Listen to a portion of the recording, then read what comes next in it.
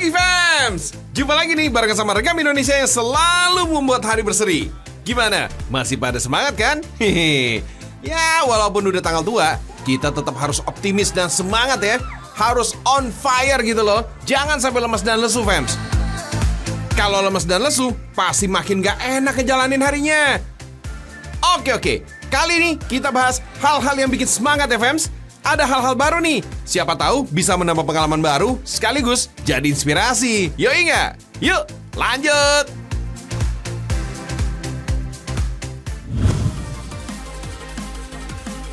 Ya udah ngebet banget pengen liburan. Mungkin destinasi ini bisa banget nih dimasukin ke list kunjungan. Kawasan gunung tertinggi di Pulau Jawa ini memang selalu memberikan sensasi yang gak terlupakan, fams. Pasti udah tahu dong mau kita ajak kemana? Ini dia yang tersohor, Gunung Bromo. Kawasan Bromo ini termasuk salah satu puncak gunung dari kawan Pegunungan Tengger. Di kawasan Pegunungan Tengger inilah terdapat Gunung Semeru, yang merupakan gunung tertinggi di Pulau Jawa. Bagi para penyuka olahraga pendakian, Gunung Semeru ini adalah target yang menantang dan punya pemandangan yang aduhai, fams. Wait, tapi jangan salah loh. Walaupun gak setinggi Semeru, Bromo ini dia punya banyak tempat keren yang sayang untuk dilewatin. Ini dia nih salah satunya. Kita bisa menikmati keindahan Gunung Bromo dari Puncak Seruni Point. Wah, keren banget. Fams, Puncak Seruni Point ini ada di desa Ngadisari, Kecamatan Sukapura, Kabupaten Probolinggo, Jawa Timur. Tempat wisata ini diresmikan pada tahun 2018 lalu. Lokasinya nggak pernah sepi pengunjung.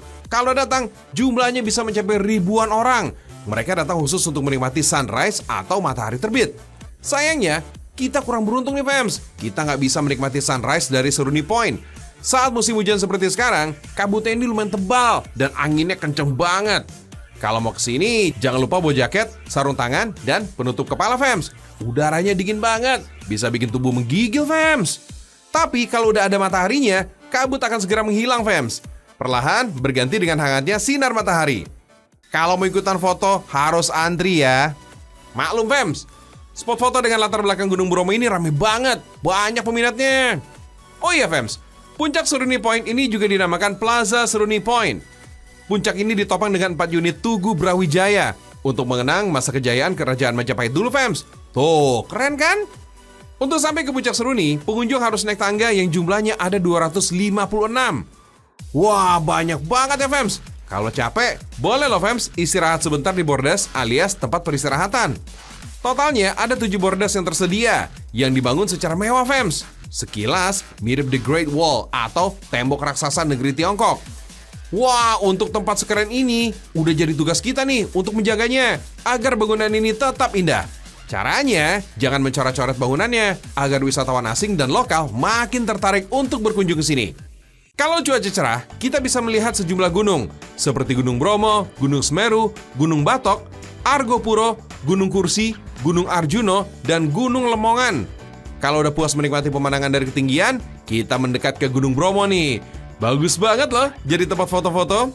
Bagi yang malas jalan kaki, kita juga bisa nih, fams, sewa kuda dan jalan-jalan di sekitar Gunung Bromo. Satu kali perjalanan pulang pergi, kuda yang disewa ini sekitar 100-150 ribu rupiah. Tapi jangan lupa, fams, foto sepuasnya. Pokoknya Instagramable banget. Oh iya, Bromo diambil dari bahasa Sanskerta, Brahma, yakni dewa dalam ajaran agama Hindu.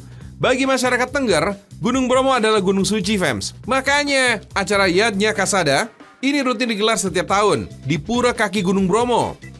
Selain itu, fams, kita juga bisa menikmati keindahan Gunung Batok, kawasan pasir berbisik, padang savana, dan Bukit Teletabis, fams. Terakhir nih, kita berfoto-foto di padang savana dengan latar Bukit Teletabis, fams. Disebut Bukit Teletabis karena bentuk bukitnya mirip dengan rumah Teletabis tuh, fams. Keren ya?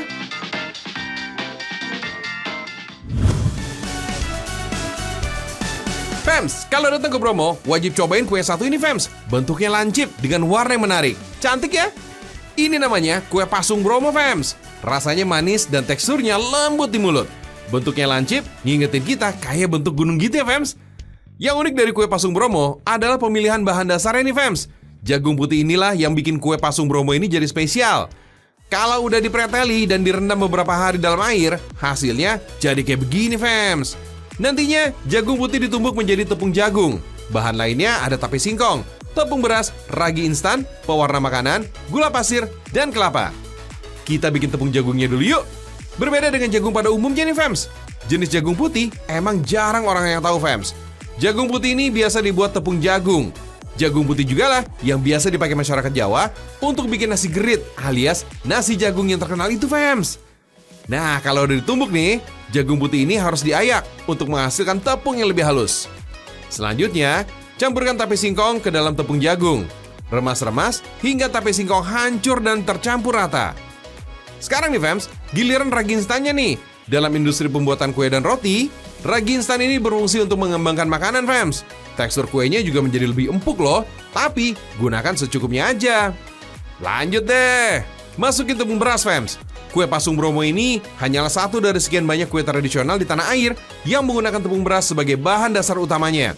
Tepung beras emang terkenal nikmat kalau udah diolah jadi kue basah fams. Ngenyangin perut deh pastinya. Sambil terus diremat-remat dengan tangan, tambahkan air ke dalam adonan fams. Takarannya disesuaikan aja. Yang penting jangan sampai adonan terlalu kental dan terlalu encer. Jangan lupa juga nih fams, tambahkan parutan kelapa setengah tua fams. Biar gurih-gurih gitu deh rasanya fams.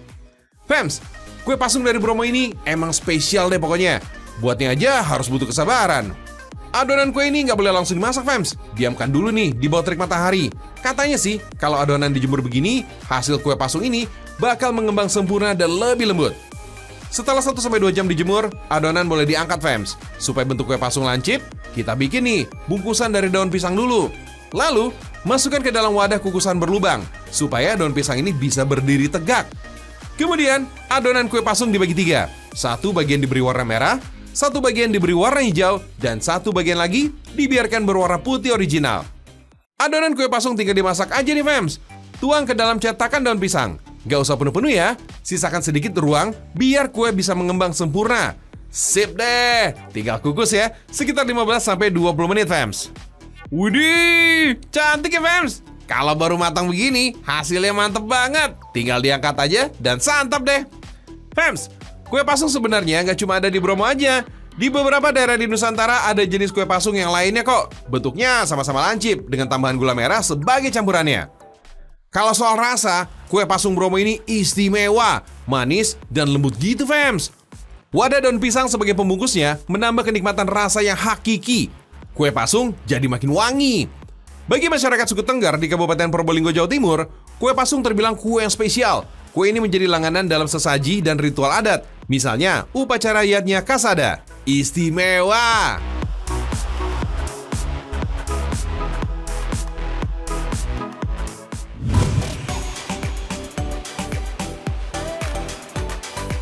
Wih, lihat nih pemandangannya fams. Seru banget ya air terjunnya. Namanya air terjun Tumpak Sewu. Air terjun ini letaknya nggak jauh dari Gunung Semeru dan juga kawasan pegunungan Tengger yang tadinya udah kita bahas fams.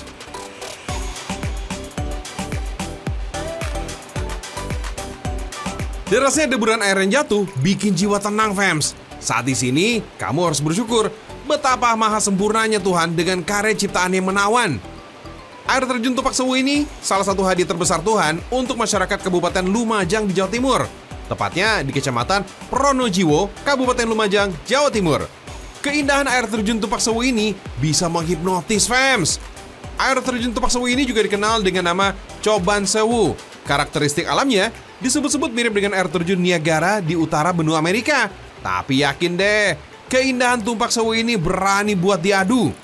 Dengan latar Gunung Semeru, ketinggian air terjun dan sungai yang mengalir di bawahnya benar-benar surga dunia fams. Lebatnya hamparan pepohonan hijau di sekitarnya sejuk dipandang mata. Air terjun Tumpak Sewu memiliki formasi unik. Aliran air yang melebar mirip seperti tirai. Lokasi air terjun Tumpak Sewu ini ada di dalam lembah yang curam fams, memanjang dengan ketinggian sekitar 500 meter di atas permukaan laut. Oh iya, ketinggian air terjun ini gak main-main, sekitar 120 meter. Dinamakan air terjun Tumpak Sewu merujuk pada kebanyakan mata air yang keluar dari dinding bebatuan di sekitarnya fams. Meski musim hujan atau kemarau, air terjun Tumpak Sewu ini selalu mengalir deras. Bedanya nih fams, kalau musim hujan atau Gunung Semeru ini lebih aktif. Biasanya satu aliran air terjun terlihat nampak lebih coklat. Tapi nggak masalah kok. air terjun Tupak Sewu ini selalu indah. Di lokasi panorama Tupak Sewu, kita bisa berfoto dengan latar belakang megahnya air terjun. Gak bakal nyesel deh fams. Walaupun lelah berjalan kaki, pemandangannya bikin hati senang. Oh iya, waktu terbaik untuk berkunjung ke Tupak Sewu saat sunrise atau menjelang sunset. Kalau pengen main menikmati sensasi cipratan air terjun di bawahnya, ini jangan lewatkan dari jam 3 sore fams. Ayo, segera agendakan berkunjung ke Lumajang. Air terjun terindah di Pulau Jawa ini udah menantimu nih fams. Ditunggu ya, dan jangan lupa dimasukkan ke daftar target tempat liburannya. Hehehe.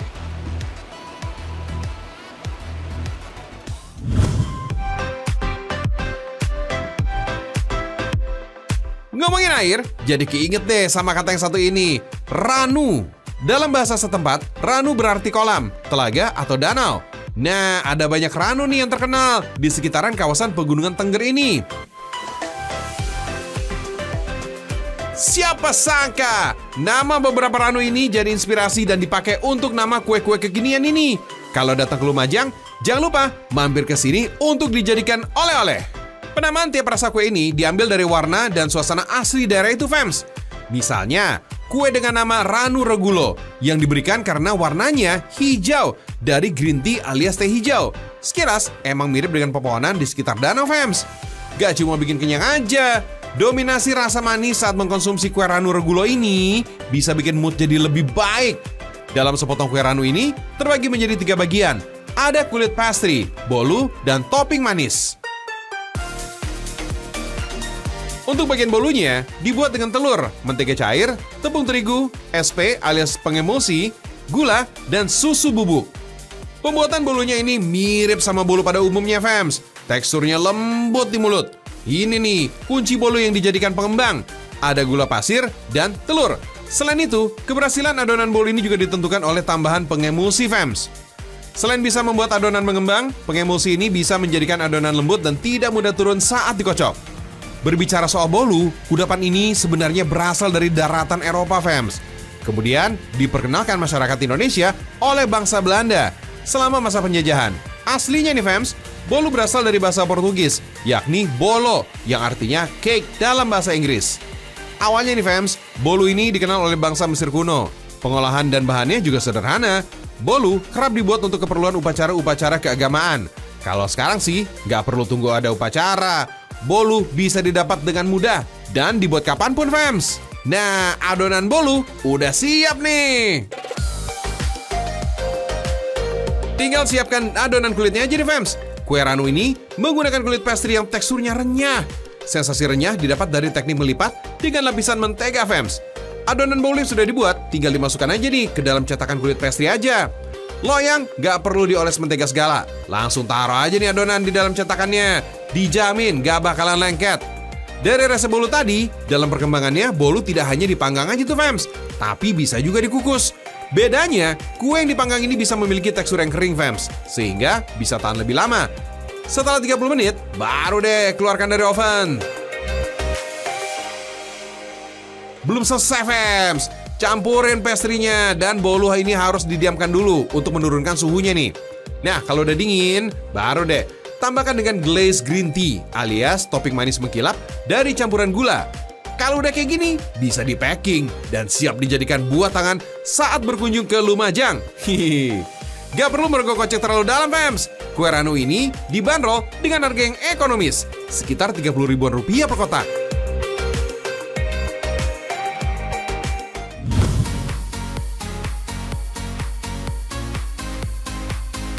Oke, kalau main air lagi, masih pada sanggup kan? Tenang, yang ini gak bikin sengsara deh. Di Lumajang juga ada satu lagi nih, tempat yang eksotik banget, fams. Gak jauh dari pusat kota Lumajang, objek wisata Sumber Merutu jadi lokasi wajib yang harus kamu kunjungin. Hamparan sawah dan sejuknya pepohonan rindang jadi panorama cantik. Bagi masyarakat yang menyukai objek rekreasi alam, pemandian Sumber Merutu ini bisa jadi jawaban. Dingin dan beningnya air dari sumber alam ini terasa menyenangkan. Dari anak-anak sampai orang dewasa selalu terlihat happy kalau udah nyobain nyebur ke air Sumber Merutu. Asik, fams! Kalau mau kesini, silakan aja datang ke Desa Pandansari, Kecamatan Kedung Jajang, Kabupaten Lumajang. Untuk yang satu ini, nggak ada tarif atau biaya masuk untuk menikmati kesegaran sumber Merutu. Baru dibuka bulan September tahun 2020 lalu. Objek wisata pemandian alam ini dulu hanya sumber mata air yang nggak dikelola serius. Tempat ini menyenangkan buat berwisata, tapi siapa yang nyangka? Ternyata pemandian alam ini menjadi daya tarik sejak dulu kala. Katanya nih fams, tempat ini menjadi lokasi pemandian selir dan para putri dari kerajaan Arya Wiraraja di abad ke-13 lalu fams. Sumber Merutu itu berasal dari kata hewan sebenarnya pengambilannya. Jadi awalnya berawal dari pohon lo atau pohon arah yang sebutan orang sini. Itu kalau berbuah, kemudian buahnya pohon lo ini jatuh, kemudian bosok. Kalau dibuka ada hewan kecil yang namanya Merutu. Yang biasanya kalau malam hari pas bepergian, pas maghrib, biasanya orang kelilipan itu hewan kecil seperti itu. Dari pohon inilah fams yang menjadi cikal bakal pemandian alami sumber Merutu. Dari nasihat para sesepuh, selain warga setempat, pengunjung ini nggak disarankan untuk berenang di bawahnya fams. Ada 2 kolam yang bisa kita nikmati, kolam umum dan anak-anak, kedalamannya sekitar 1 meteran aja fams. Untuk kolam dewasa, kedalaman air ini mencapai 2-3 meter fams. Untuk keamanan, disarankan memakai ban atau pelampung. Selain segar menyenangkan, air alami yang keluar dari sumber Merutu ini dipercaya memiliki banyak khasiat. Mulai dari obat pegal dan linu-linu, sampai mampu menyembuhkan penyakit stroke. Penasaran fams? Datang aja langsung ke sumber Merutu, Desa Pandansari, Kedung Jajang, Kabupaten Lumajang, non-eksotik.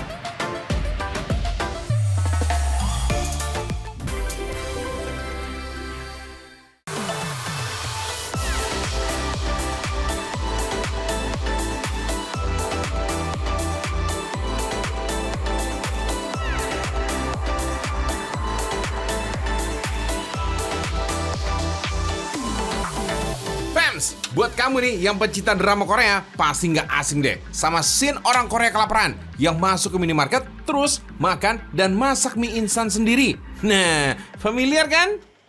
Oke, sekarang kalau kamu mau ngerasain sensasinya, makan di kedai mie instan yang self-service, wah ini nggak perlu jauh-jauh ke negeri gingsang fams. Langsung aja kita melipir ke utara Jakarta, tepatnya ke Gudel Noodle Bar di daerah Pantai Indah Kapuk.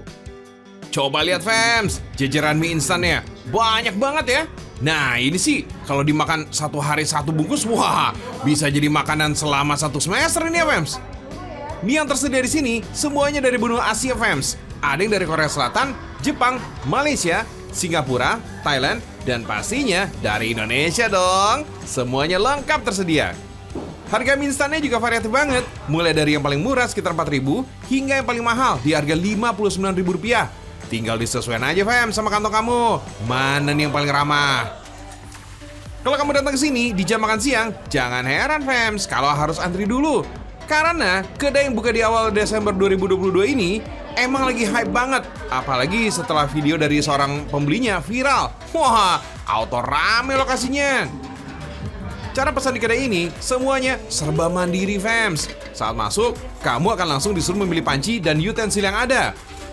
Panci kuning aluminium digunakan untuk kompor portable, sedangkan panci stainless untuk kompor listrik. Lanjut nih, kamu bisa pilih minuman yang tersedia di dalam kulkas. Minumannya juga impor semua fams, menarik banget. Setelah itu, kamu bebas pilih mie instan yang tersedia di rak dinding. Di setiap rak mie instan akan ada keterangan mengenai harga dan kode memasak. Biar nggak boring nih, di sini juga tersedia banyak topping fams. Kamu bisa pilih semaunya. Ada daun bawang, toge, keju slice, enoki, bawang putih cincang, sosis, cabai, dan telur. Topping kekoreaan ya, juga nggak ketinggalan kok fams. Ada kimchi dan danmuji. Itu loh sejenis acar lobak putih yang memiliki rasa asam, manis, dan segar. Danmuji ini sering menjadi pelengkap dalam sajian Korea. Mie, topping, dan alat makan sudah tersedia semua di tray. Lanjut kita masak fams. Ada 2 jenis kompor yang tersedia nih fams, portable dan listrik. Untuk portable, kamu bisa masak dengan cara yang biasanya. Nah, untuk kompor listrik nih, kamu harus ngikutin petunjuk yang tertera di rak mie instan yang kamu pilih. Nah, selamat memasak! Fams, restoran self-service ini berarti pelanggan melayani sendiri ya. Mulai dari ngambil, membawa, dan memasak makanannya sendiri. Konsep ini juga memiliki beragam persepsi. Ada yang menganggap self-service ini tidak berhenti sampai di memasak sendiri, tapi hingga membereskan sampah sisa makanan. Di Indonesia, konsep self-service ini masih bercampur-campur, fams. Ada yang sekedar mengambil dan memasak sendiri, tapi ada juga yang berlanjut sampai membereskan bekas makanan. Tapi kita nggak perlu khawatir ya, fams. Cukup bertanya langsung ke pramusaji dan lakukan seperti arahan pelayan.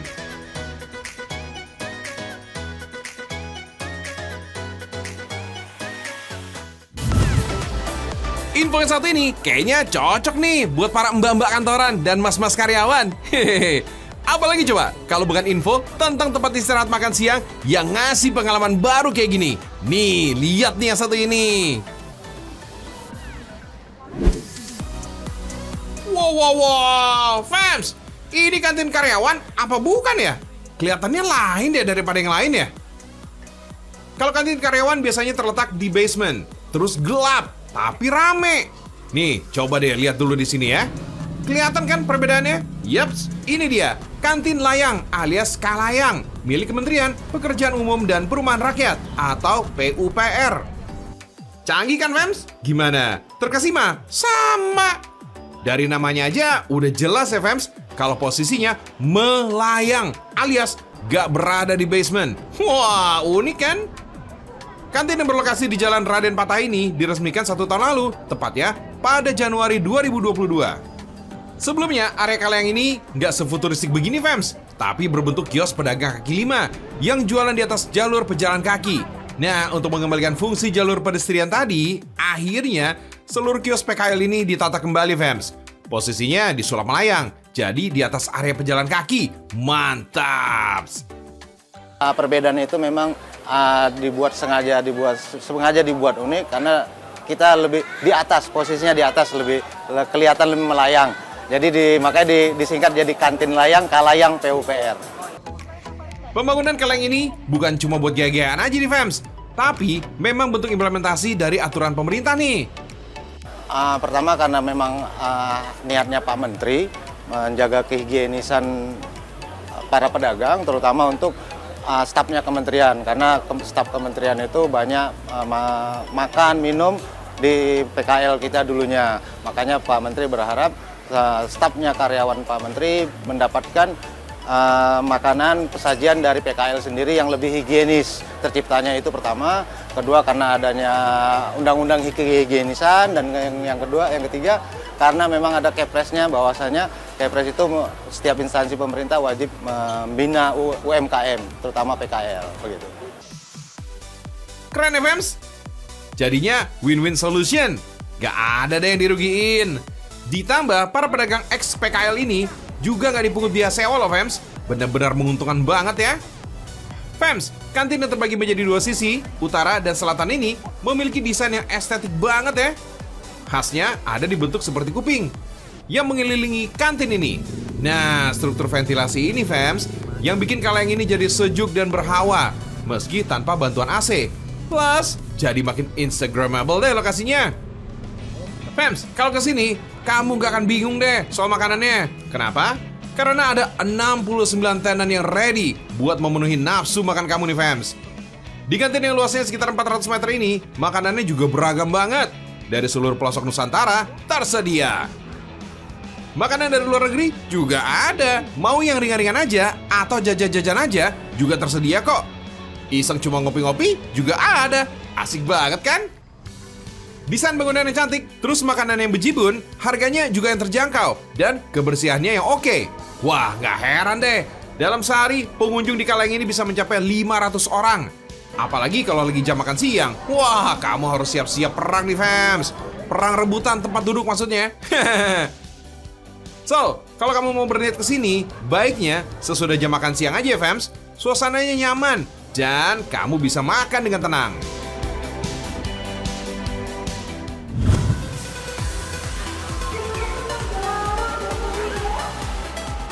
Wah, benar-benar bikin kangen, fams. Gak jarang nih, kenangan masa kecil yang penuh kebahagiaan bikin kita pengen kembali lagi ke masa kanak-kanak.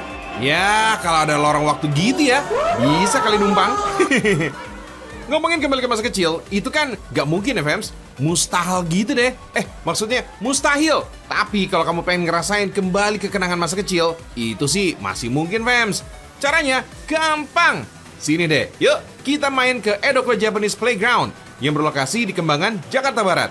Tempat ini dijamin cocok deh Fems buat kamu yang ingin MKKB alias masa kecil kurang bahagia. Wait, jangan ngeremehin dulu ya.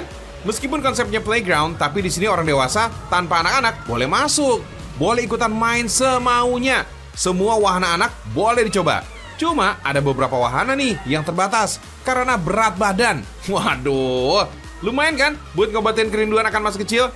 Tuh Fems, remaja-remaja, mahasiswa atau pasangan ini juga boleh loh datang ke sini.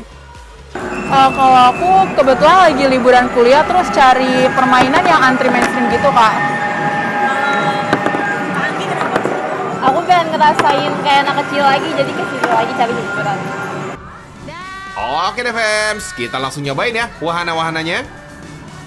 Siapa nih yang kangen main perosotan? Yuk, langsung deh kita main di Fuji Slider. Playground ini emang mengusung tema Jepang Fems. Jadi nama setiap wahananya pun ini mengandung unsur energi sakura. Meluncur di atas perosotan setinggi 3,7 meter ini dijamin memacu adrenalin kamu nih Fems. Bikin deg-degan, tapi pastinya bikin happy. Meski cukup tinggi, di setiap spot seluncuran ini akan ada kakak-kakak penjaga yang siap memandu kamu demi keselamatan kamu nih Fems. Jadi kalau mau aman, nurut aja arahannya ya. Tahu nggak sih Fems, kalau wahana penantang adrenalin itu punya manfaatnya loh. Saat adrenalin terpacu, jantung kamu akan berdetak 2 kali lebih cepat, nafas menjadi lebih rapat. Dan kadar endorfin, hormon pemicu rasa bahagia, dalam darah ini juga akan meningkat setelah menaiki wahana ini. Jadi jangan heran ya Fems, kalau orang bisa main wahana pemicu adrenalin, pasti tertawa dan happy sesudahnya. Lanjut! Main bola pasti seru nih Fems. Di sini ada beragam jenis permainan bola nih. Ada Cyber Wheel dan Toby Ishii. Kalau Cyber Wheel, kamu bisa berputar di dalam bola angin. Satu Cyber Wheel ini bisa diisi hingga 3 orang dewasa Fems. Jadi seru banget ya. Ngobatin deh rindu tawa-tawa zaman cilik. Satu lagi nih, ini dia, si Toby Ishii. Kalau kita kenalnya mungkin mandi bola ya, Fems. Ayo, siapa nih yang masa kecilnya belum pernah nyobain mandi bola? Di sini nih, tempatnya kamu bisa ngerasain serunya mandi bola, Fems. Di area ini ada beberapa aktivitas, Fems. Kamu bisa main lempar-lemparan bola, merosot di wahana seluncuran mini, dan satu lagi, bisa main skating di atas bola. Seru kan Fems? Permainan lainnya juga masih banyak nih yang bisa kamu cobain. Dari nyebrang ala-ala ninja hingga naik kereta mini. Semuanya asyik. Gimana nih Fems? Seru kan mengulang kembali masa kecil? Selain seru, harga tiket masuk di sini juga terjangkau nih Fems. Cukup bayar 70.000 aja. Kamu bisa main sepuasnya di hari apa aja. So, langsung deh Fems, ajak teman masa kecil kamu.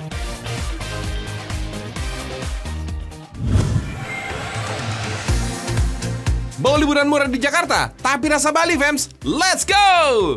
Cus, kita berangkat dari Pelabuhan Kali Adem, Muara Angke, Jakarta Utara.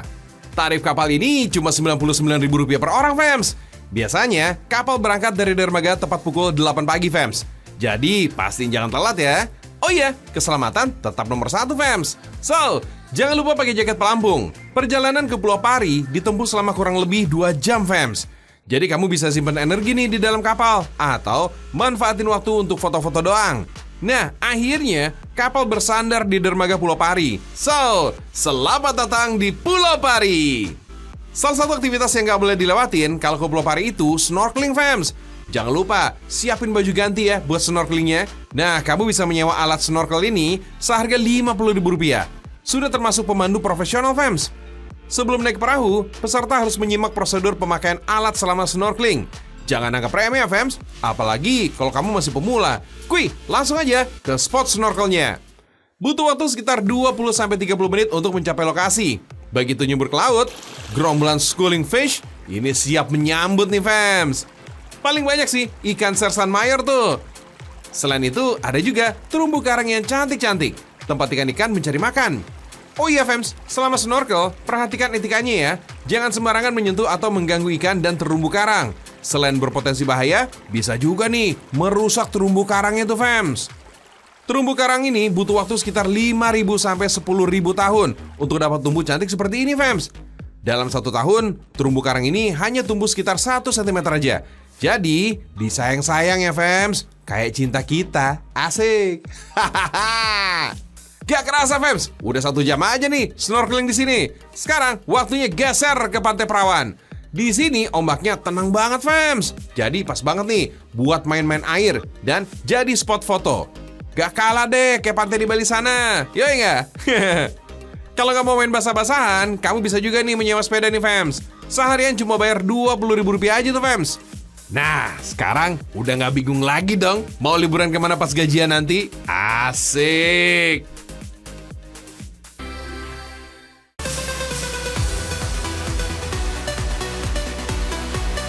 Kalau cerita di Ragam Indonesia, pastinya hampir gak kerasa ya fams. Udah ditambah jam tayangnya, masih aja berasa kurang. Padahal, masih banyak kisah-kisah menarik yang mau kita sajikan di pagi ini. Ya udah, terpaksa deh. Kita lanjut besok aja ya. Dijamin gak kalah menarik dan seru kok. Namanya juga Ragam Indonesia. Salam Indonesia mendunia.